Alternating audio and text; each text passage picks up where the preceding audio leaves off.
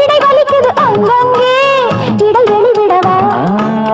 இருவரும் இணைந்தோம் இதயங்கள் அணைந்தோம் மகனையும் மறந்தோம் வயதுக்கு வணக்கம் வாலிப மயக்கம் அழைப்பது வழக்கம் கையில் ஒரு பிள்ளை வந்தா காதல் தீருமா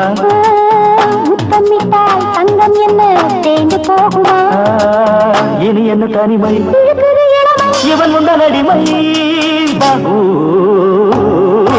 வயதுக்கு வணக்கம் வாலிப மயக்கம் அழைப்பது வழக்கம்